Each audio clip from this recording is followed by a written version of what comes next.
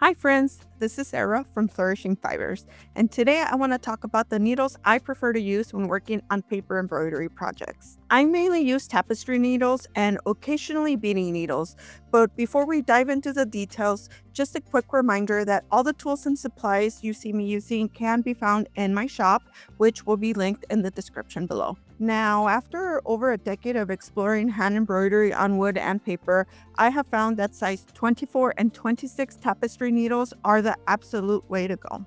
For paper embroidery, that means that their blunt tips won't unintentionally stab extra holes into your paper, and the large eyes allow you to easily stitch with 6 strands of thread that most of my patterns use. And here's one quick tip on sizing. With tapestry needles, the larger the number, the smaller the needle. So keep that in mind when you're shopping for supplies. So let's start with the larger of the two, the number 24 tapestry needle. Most of my patterns call for even numbers of strands like 2, 4, 6, or even 12. Very rarely do I use a single strand or an odd number. The eye of the size 24 needle is nice and large, so you shouldn't struggle to thread it. If a pattern instruction calls for 12 strands, I prefer you thread your needle with 6 strands, fold them in half, and let the ends meet to create 12. This way, you aren't trying to pull 12 strands through the eye, which could mean dragging 24 strands of bulk through a single hole. I hope that makes sense. Now, let's move on to the smaller needle, the size 26 tapestry needle. I highly recommend this one when you're working with fewer than 6 strands. As you can see, the eye is much tighter, making it difficult to pass a full 6 strands of floss through. To avoid accidentally enlarging the punched hole in your paper when you only need 2 or 4 strands, use the same doubling up trick that we used for the 12 strands. Take half the strands you need, thread the needle, and double it up.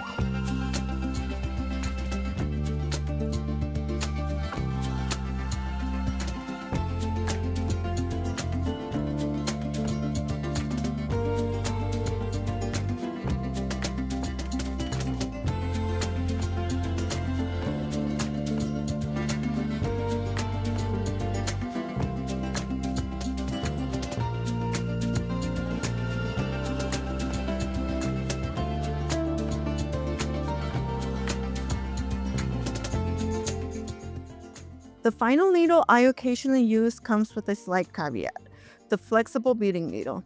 I really only use this when working with metallic thread. The metallic thread frays so easily that threading a regular needle can be frustrating, but as you can see, these beading needles have a large eye that collapses to help lock the thread in. Another tip for metallic thread is to tie the ends together if possible.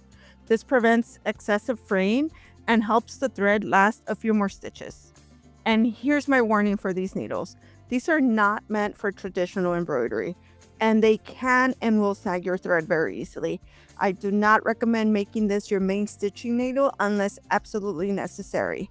And don't say I didn't warn you.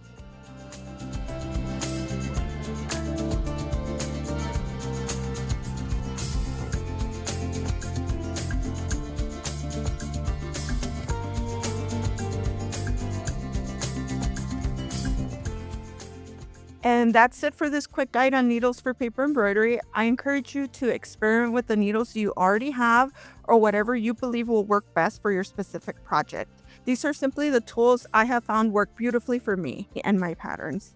Ultimately, the goal is to have a lovely completed project and a relaxing crafting experience. Thank you so much for watching. If you found this video helpful, please like and subscribe. Your support really helps my channel grow. Until next time, keep on stitching. Bye.